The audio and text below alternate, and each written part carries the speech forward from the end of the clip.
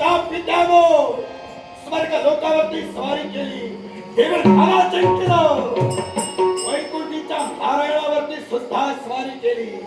सारे देव चलो की पळो झाले. पण आता तेच कर्तव्य तुला पुढं करायचंय. पण तुझं नाव मी तुला नाव ठेवणार आहे. माझा विश्वास जो जो प्राणी मात्र शर्मावतोय त्या प्रत्येकाला ज्याप्रमाणे नामविणार आहे त्याप्रमाणे मला सुद्धा नामविणार आहे. सत्य आहे. ऐकायचंय नाव तुझं एकच.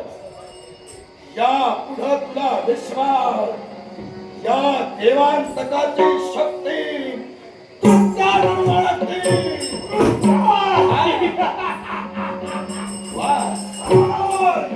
आणि या पुढं युद्धासाठी तुला गरज आहे ती म्हणजे शस्त्राची होय. हे शस्त्र मी तुझा मालिक करतोय. हे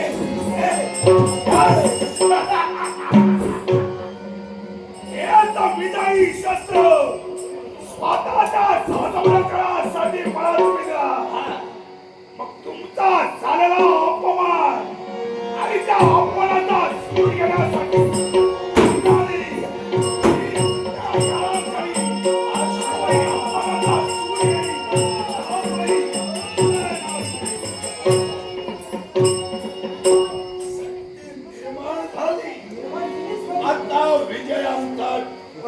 शरीराने वाढलेली दिसते.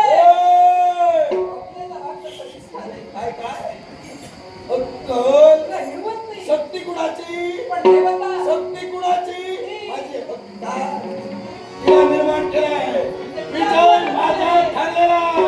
पण स्वतःचं कर्तव्य बक्षवण्यासाठी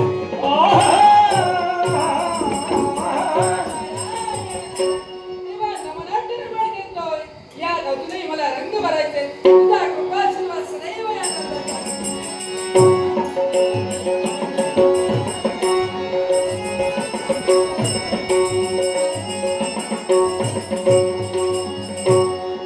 राजा काशीची इच्छा पूर्ण करण्यासाठी या काशीनगरीत प्रवेश केलाय.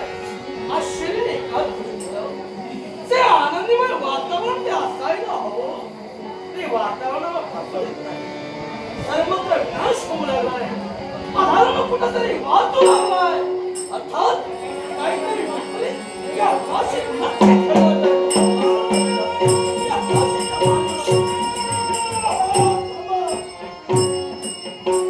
आश्चर्य, महादाश्चर्य, महात्मा त्या मार्गाने मार्गदर्शवत असतेवेळी या काशी नगरीत प्रवेश न करता मार्गात थांबे शब्द म्हणणारी व्यक्ती रौद्रकेतू ब्राह्मण आणि शारदाचा पुत्र अनंत कशिल्याला सौम्या. ब्रह्मपुराचा जन्म झाला तोच म्हणायला लागतात. माझा मार्ग रोखू लागला. नाटस का माले प्रभे एकाच गोष्टीचं अगदी महत् कर्तव्यासाठी काशीत प्रवेश करत असतेवेळी एका ब्राह्मणाला दुसऱ्या ब्राह्मणाला घाबरत थांबवलं. याच्या मुळाशी कारण एकच. याच्या पुढे ही काशी या मरांतकाची आहे. आश्चर्य, पुण्या काशी नगरीचा अधिपती राजा तू होय? अरे पुण्या काशी नगरीचा राजा काशी राजा यानं मला इथं आमंत्रित केलंय. मग तू राजा कुठे? त्या राजाला स्वतःच्या अस्तित्वापासून अलिप्त करून राज्याचं कुणाच्या अस्तित्वापासून? राजगद्याला स्वतःच्या अस्तित्वापासून आणि त्या राजगादीवर विराजमान होण्यासाठी हा निरंतर तत्पर ठरला. पण राजा तू तर एक ब्राह्मण होय आणि ब्रह्म कुळाचा साजेस वागणं हे ब्राह्मणाचा धर्म नाही का? निश्चितच मग तोच धर्म पायदळी तुडून हो ब्राह्मण प्रतिपालक म्हणून या विश्वाच्या पाठीवर राजे नटले. त्या राजकर्त्याचं अस्तित्व मिटविण्याचा अधिकार तुला रे का? अधिकार एकाच गोष्टीला स्वतःचं अस्तित्व निर्माण करून पाहतो.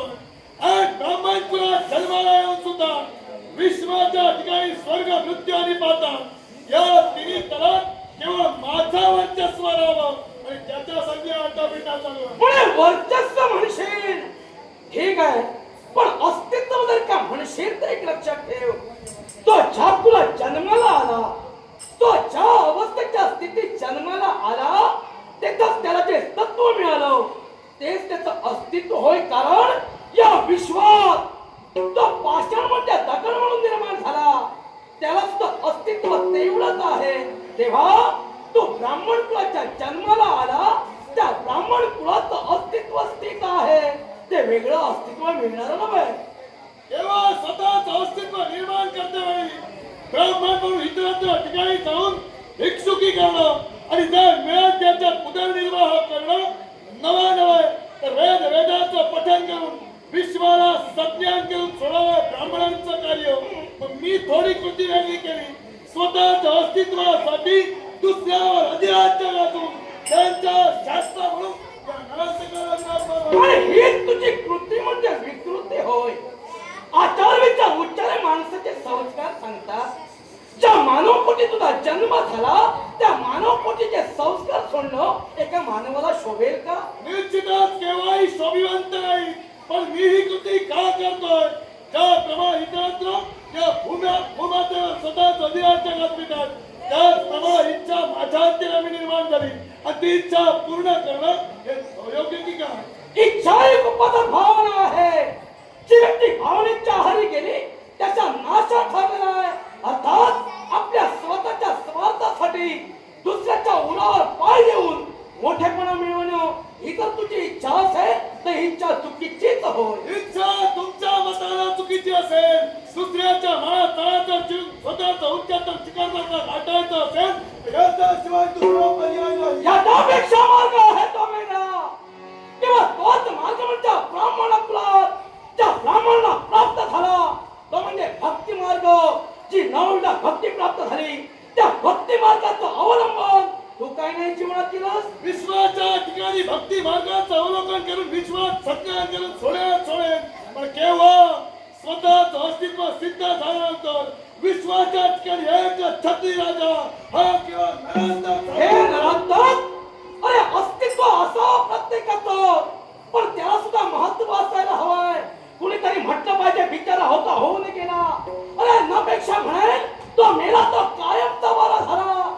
अरे केव्हा तुझ्या मानवपोटी जन्माला आलास, ज्या ब्राह्मण कुलात जन्माला आलास त्या ब्राह्मण कुलाचं महत्व हे जर का तुला कळलं असतं तर हे अविचार तू केला नसतास. अविचार करतो याच्या मुळाशी काय कर. आजपर्यंत मृत्यू लोकांतील ब्राह्मणांनी जी कृती केली ती मला करायची नाही आणि ती कृती न करता स्वतःचा डंका त्रिखंडात गाजवायचा आणि म्हणून ही कृती पुढे इतर ब्राह्मणांची कृती करायची नसेल आणि स्वतः ही कृत्य तू स्वतः उडाविलास, मग सांग या कृतीनं तुझं अस्तित्व कसं काय निर्माण होणार? अस्तित्व निर्माण होण्याच्या मुळाशी काय कर. पृथ्वी तळावरील असंख्य राजकर्त्यांना जिंकून त्यांनी माझं मांडलिकत्व स्वीकारलं. एवढाच नव्हे, स्वर्ग साम्राज्य रात्रीवण करण्यासाठी ज्येष्ठ बंधू गेलाय. देवतांना त्राई भगवान करून सोडलं. त्यानंतर पाता मुळात सुद्धा केवळ काही जण गरुडाच्या रूपाला जाऊन नागांना त्रस्त करण्यासाठी केवळ नागांनी सुद्धा मांडलिकत्वाचं मान्य केलं. म्हटल्यानंतर विश्वाच्या ठिकाणी एक छत्र राज्य निर्माण होईल. फक्त एक छत्र राज्य निर्माण होईल. पाताळ भुवनात गेलास तो गेलास आणि गरुडचं रूप घेऊन गेलास. तो अधिकार तुम्हाला कुणी दिला? अधिकार केवळ मानव विद्याच्या योग्य करून रूप धारण करून केवळ सरपंचपर्यंत गेल्याच्या मुळात शिकवण्याचं. तर सरपंच आणि गिरवांचं असं वैरत्व ही संधी मी साधली. म्हणजे दुसऱ्याच्या स्वार्थावर पोळी भाजून खाणार तू. कारण त्यांचं वैरत्व यात तू स्वार्थ साधून तू तिथपर्यंत गेलास आणि पुन्हा त्यांचा वैरत्व आपापसात वाद करून त्यांना त्यांच्या भीतीनं किंवा सरपंच गरुडांच्या बाबतीत असलेली भीती आणि तो धाक दाखवूनच अस्तित्व निर्माण. पण नंतर तुझं हे कृत्य ते राजे क्षत्रिय शूद्र आणि वैश्य आणि ब्राह्मण हे चार वर्ण ज्याला निर्माण केलंय त्या चार वर्णात ते स्थित होतं, ते उच्च पद होतं. या तुझ्या कृत्यामुळं अखिल ब्राह्मणांना कलंक लागला जाणार. तेव्हा अजूनही सामर्थ्याच्या बोलानं सांगतोय ते कृत्य ब्रह्म कुलात तुला वर्ज्य आहे. ते तू करू नकोस. सदमार्गाला चल. संपल्यात इथपर्यंतची पावलं रवल्यात इथून माघारी जाण्यासाठी नव्हे, संपूर्ण विश्वाचा राजा नरांतक होईल. मग याच तुझ्या इच्छासाठी तर का तू धनाला शिराकार करण्याचा असत करशील या विश्वासाठी हा जो महत्त्वपूर्ण अवतार मी घेतला त्या अवताराचा नाश केला येणार नव्हे. मग तुझा देव तत्व या जर का ब्राह्मणाचा सेवा करून जर का माझं अस्तित्व जर का तुला मिटवायचं असेल कोणत्या पद्धतीने अरे मिटवायचं? ज्या ब्रह्म तुला जन्माला येऊन त्याला जर तू कलंक लागलास याची परिपूर्ण जाणीव जेव्हा साक्षात ब्रह्मदेवाला झाली त्याच वेळी त्या ब्रह्मदेवाने अगदी गणेशाला आज्ञा केली या पोरी तुला अवतार घ्यायचाय तो या नाटकाचा नाश करण्यासाठी येतात तर तो अधर्माला आला असेल माझाही नाही लागत. मृत्यूचा कारणीभूत ठरून जर का तू आला असशील तर पाहतोय मी सुद्धा माझे पराक्रम सुद्धा बोल करणार आहे. शांतीचा प्रार्थना करी आणि तुला इच्छा तू आला ती इच्छा तुझी केव्हाही सभावू दे. मग तेच इच्छा कशा प्रकारे समजतो प्रत्यक्षात माहिती आहा पहाटेच्या प्रहरी मंत्र जपावा पहाटेच्या प्रहरी मंत्र जपावा जय जय जय जय राम कृष्ण बोला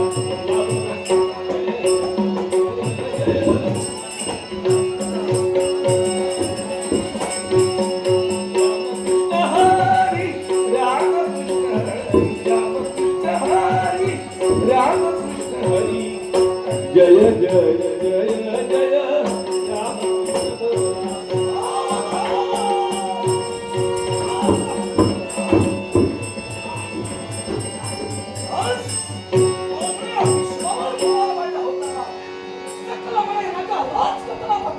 आज तुझ्या जीवनाचा नाश केलाय मग त्याचप्रमाणे त्या विश्वासाच्या त्याला तू ग्रंथावर मानलाय त्या देवांतकथा ईश्वर आपल्या तेजस्वी स्वरूपात हा ब्रह्मत्वने नारद सदैव कल्याण होईल असा आशीर्वाद देवा. हे ब्रह्मदेवा अगदी तुमची त्वरे करताना देवाचा आशीर्वाद घ्यायला समाधान झालं पण इथपर्यंत आल्याचं मुळाशी कारण आहे. देवा या नरांतरूपी शक्तीचा तुम्ही नाश केला पण तरी सुद्धा देवांत नामक शक्ती या विश्वाच्या ठाई भक्ती तत्वाला कुठेतरी खंड निर्माण हो. करते. आणि यासाठी माझं एक प्रयत्न नसलं म्हणजे? एवढंच नव्हे तर त्या देवांतकानं काय केलं असेल हा. एक विचार निर्माण करून या विश्वाच्या ठिकाणी भक्ती मार्ग लोक कसा जाईल यासाठी त्याचे कटाक्ष शक्तीनं म्हणे देवांतकानं स्वर्ग जिंकिला साक्षात देव देवता साऱ्या अपयश झाल्या. अरे साऱ्या देव देवताच नव्हे तर तिनं या कुमार समाला ती पृथ्वी माता ही सुद्धा भयापूळ झाली. अधर्माचा उच्चांक वाढला त्या अधर्माच्या ठाई आसुरी वृत्तीनं मंडित असलेली कृत्याला निर्माण केली. हे तर का फॅन तर तिचा शेवट म्हणतोय तिच्या नाशासाठी आपण निघालात क्षणाला तिचा शेवटही तुम्ही कराल पण कित्येक सिद्धी आपल्या अस्तित्वात आहेत आणि त्याच अष्टसिद्धी अणिमा महिमा गरिमा लगिमा प्राप्ती प्राकाम्य ईशित्व आणि वशित्व या अष्टसिद्धींपैकी एखाद्या सिद्धीला आपण भाग द्यावी आणि तिच्या मातेने जबाबदारी द्यावी हे निष्ठ पण हे मी तिथपर्यंत न राहता तर तिला पायबंद घालण्यासाठी अति सिद्धीची गरज आहे. मग अष्टसिद्धीतील एकासाठी प्राप्ती सिद्धीचे आवाहन याच वेळी हा गणेश करतोय हा महत्त्वाचा करतोय.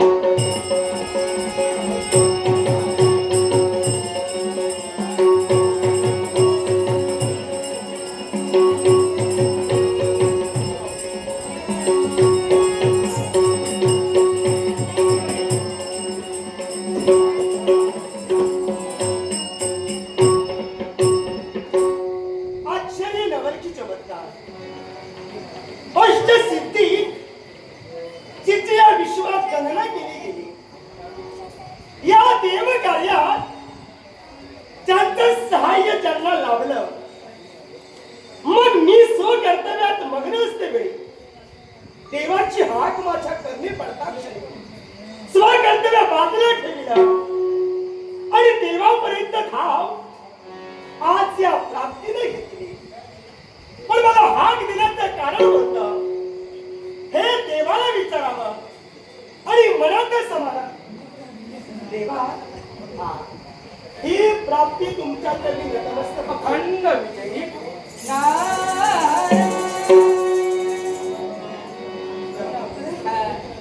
हो दुग्ध शर्करा घेऊन तुझा सकल पडण्याचा भास आज एकसारखा मनावू लागला. आज तुमचा पावलं इथं पडली निश्चित मासा प्रणाम. शुभम भवतु कल्याणमस्तु कल्याणमस्तु. देवा हा, आशीर्वाद घेतला खरा पण मन मात्र माझं शासनकीत बनलंय. कारण या देव कार्यात आजपर्यंत आम्ही सहाय्य तुम्हाला दिलं. हो मग आज मला हाक देण्याचं कारण होतं. असं काय घडलंय? असं कोणतं संकट तुमच्यावरती आलंय? आतापर्यंत सहाय्यभूत तू ठरले आणि आता संकट आलं म्हणून तुझी गरज आहे. माझ्यावरच नव्हे तर अखेर विश्वावर संकट होय. ज्या देवाकडे सारी पृथ्वी थैमान घालून अति अविचाराला आधार मानलाय त्याला पायबंद घालणं उचित आहे. पण त्याला स्वतःच्या सामर्थ्यानं एक कृत्या निर्माण केली अर्थात त्या कृत्या नामक स्त्रीला तुला घालायचं. एक कृत्या नामक स्त्री त्यांनी निर्माण केली आहे आणि तीच कृत्या आपल्या शक्तीनं या विश्वात हाकार वाजविते आणि तिला आळा घालण्यासाठी आपण मला हात देण्याचे कर्तव्य केलं. अगदी खरं. जो विश्वास तुमचा माझ्यावरती आहे त्या विश्वासाला त्याला मी केव्हाही जाऊ देणार नाही.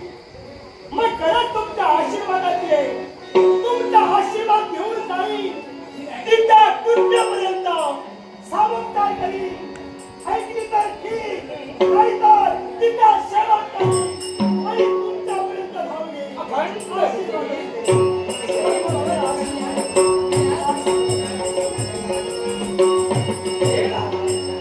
आशीर्वादाने आनंदाचा शेवट अगदी खरंय. पण अखेर विश्वावरील जो लढा देवांत मारला त्याचा शेवट झाला. पण तो देवांत काय त्याचा शेवट होणं गरजेचं आहे. याच्यासाठी तुला मी काय ठरवितोय प्रत्यक्षात तुलाही पाहणार.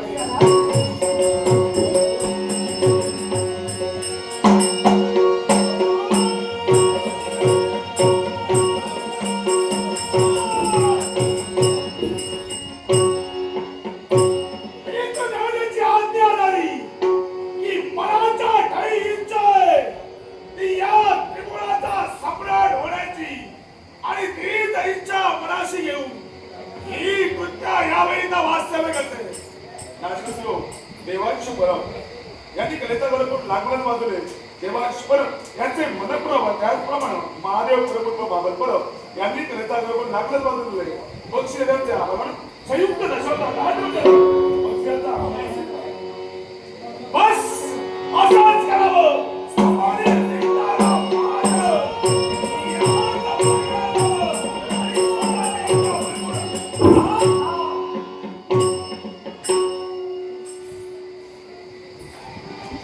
स्वतःच्या मार्गाने जात असताना माझ्या मार्गात थांबे शब्द कोण तू कदाचित तुला आश्चर्य वाटले असेल.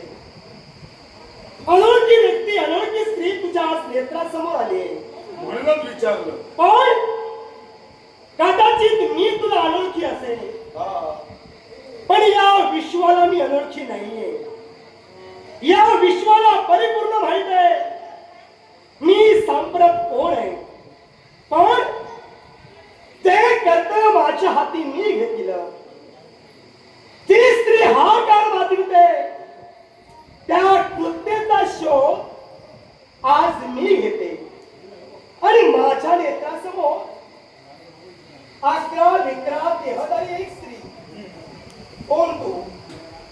माझ्या ध्यानात सौद्या कृत्याशी आहे साम्राट नरांतक यांची कन्या आणि नरांतक यांनी मला विश्वाच्या काही निर्माण केले. तीच कृत्या तुझ्या नेत्रासमोर उभी आहे. नरांतक यांची कन्या आणि नाव तुझं कृत्य असं आहे. माझी पावलं ती इथं पडलीत ना ती फक्त तुझ्यासाठीच पडली आहे. म्हणजे माझ्यासाठी कदाचित माझी ओळख तुला नसेल. अष्टसिद्धीत जिची गणना केली जाते ती ही प्राप्ती आज तुझ्या नेत्रासमोर उभी आहे. म्हणजे अष्टसिद्धींपैकी एक म्हणजे प्राप्ती, ती माझ्या नेत्रासमोर उभी आहे.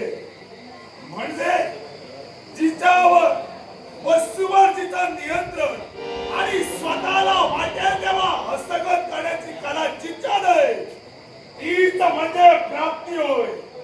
मग आई या अष्टसिद्धी कोणत्या असतील? विश्वाच्या ठाई हा देवांचा आणि नरांतक यांचं युद्ध सुरू असताना या युद्धाच्या ठाई महाअस्त्राची प्रेरणा करून त्याच युद्धाच्या ठाई महायज्ञाचा आरंभ झाला आणि त्याच महायज्ञाचा आरंभ साक्षात नरांतक यांनी केला. आणि असं झालेलं असताना त्याच यज्ञाच्या ठाई देवांतक यांनी आम्हाला आहुती दिली आणि त्याच यज्ञातून देवांतक यांच्या शक्तीतून आणि देवांतक यांच्या मंत्रातून हीच निर्माण झालेली कृत्या सांप्रत तुझ्या नेत्रासमोर उभी आहे. म्हणजे तुझा जो जन्म झालाय तो यज्ञातून झालाय आणि झाला याला कारण तुझी पितृदेवता आहे. अरे प्रत्येक पुत्राचं आणि कन्याचं कर्तव्य या विश्वात झटावं ते फक्त आई आणि बापासाठी झटावं. मी दोष तुला कधी देणार नाही. कन्या म्हणून तेच कर्तव्य तू तुझ्या जीवनात पार पाडतेस. जशी तू बापासाठी इथं आली आहेस, मी माझ्या देवासाठी इथं आली आहे. तुझं आणि माझं कर्तव्य सारखंच आहे आणि म्हणूनच मला तुझ्याशी वाद घालायचा नाहीये. हा जो हाहाकार तू माजविलायस हा हाहाकार आता थांबव आणि जाय तू. म्हणजे वाद तुला घालायचा नाही, वितंड वाद आणि भांडण तुला करायचं नाही. मग नेमकी इथं आलीस ती कशासाठी? सामोपचार करण्यासाठी. कारण तू एक स्त्री आहेस आणि मी सुद्धा एक स्त्री आहे. स्त्रीच्या भावना फक्त एक स्त्री जाणू शकते आणि म्हणून तुझ्या समोर मी आले. सामोपचार करणं हे माझं कर्तव्य आहे आणि सामोपचार करून जर तू ऐकत नसशील मला उपचार मात्र करावे लागतील. एवढं झाली तू. हे प्राप्ती सिद्धी मला सांग, सांप्रत तुझी इथपर्यंत आलेली आहेस, की नेमका तुझा उद्देश तरी काय? एकच उद्देश आहे. हा जो हाहाकार तू माजविलायस, हा जो आता अधर्म करतोय, याला कारण फक्त तू आहेस. तुला तुझ्या बापाचा स्वाभिमान आहे आणि त्या स्वाभिमानासाठी तू या विश्वात काही घडवू शकतेस आणि म्हणूनच तुझ्यावर आळा घालण्यासाठी आज ही प्राप्ती इथं आली आहे. कारण प्राप्ती या शब्दाचा अर्थच मुळी असं आहे, कोणत्याही गोष्टीवर मी सहज नियंत्रण ठेवू शकते म्हणजे ही प्राप्ती होय. आणि म्हणून माझी निवड माझ्या देवाने केली आहे. हे प्राप्ती सिद्धी तुला काय वाटलं? इतरांना तू नियंत्रणात ठेवू शकतेस, पण ही कृत्या तुझ्या नियंत्रणात राहणारी नव्हे. ही कृत्या नियंत्रणाबाहेर गेलेली आहे. हे कृत्य कारण या विश्वाच्या ठाई आम्हा देव आणि दानवात हे युद्ध सुरू झालेलं आहे. एवढंच कशाला तर सांप्रत देवांतक यांचे सेनापती कालांतक यांनी प्राकम्य सिद्धी यांच्याशी युद्ध करून आणि द्वंद्व करून त्यांना पराजित सुद्धा केलेलं आहे. जिथं त्यांनी पराजित केलेलं आहे तिथं तुला मी पराजित करतोय असं वाटत असेल, माझं मोकळे जाऊ शकतो. अगं या विश्वात सारे दिवस काही सारखे नसतात. कदाचित अष्टसिद्धीपैकी प्राकम्य हिच्या पदरी अपयश आलं असेल आणि म्हणून तू जर म्हणशील की या प्राप्तीचा सुद्धा पदरी अपयश येईल तर हे कदापि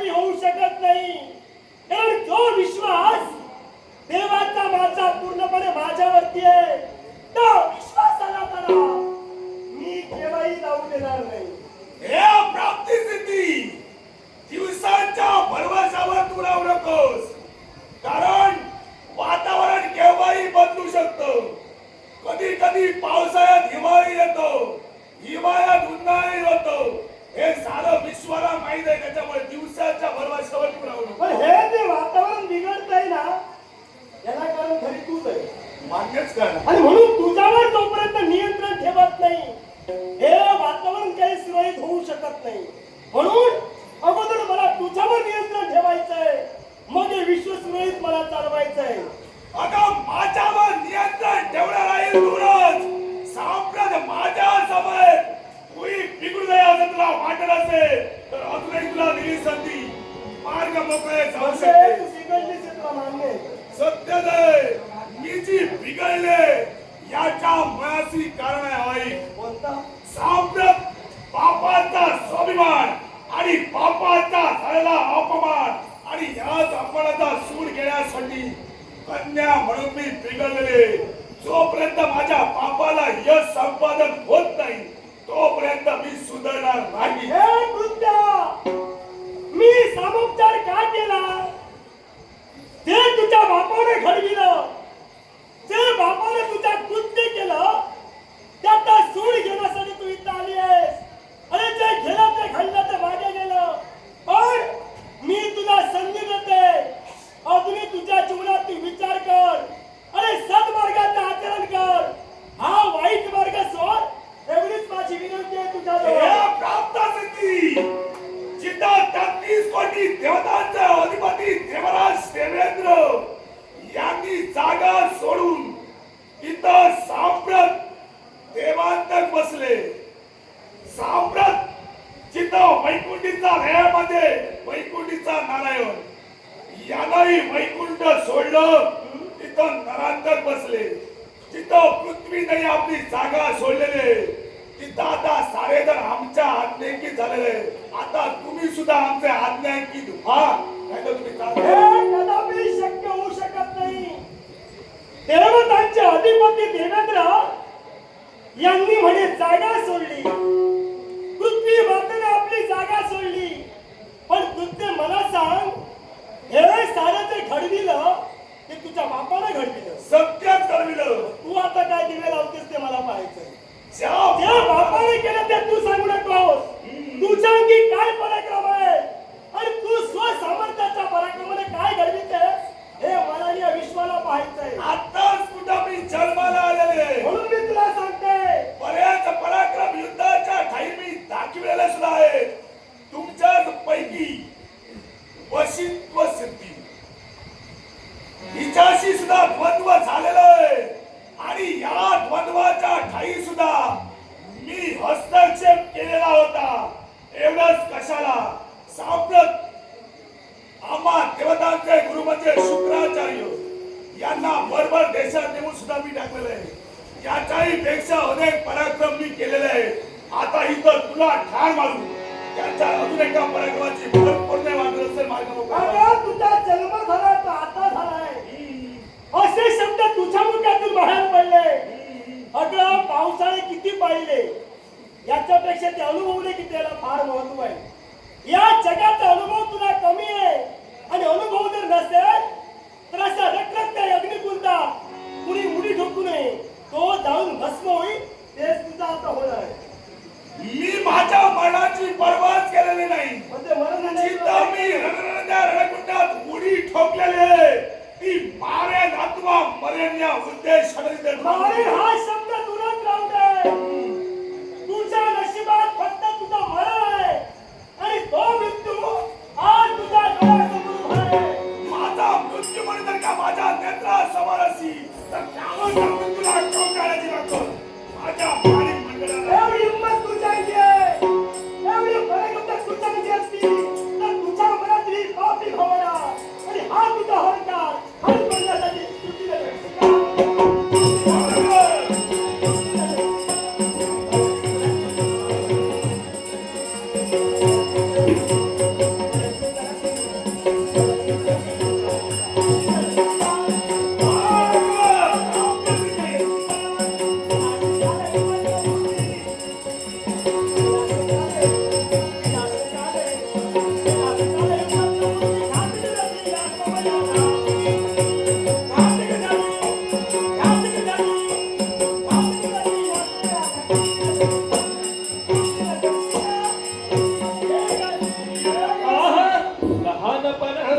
देगा देवा लहानपण देगा देवा मुक्ती साखरेचा लहानपण देगा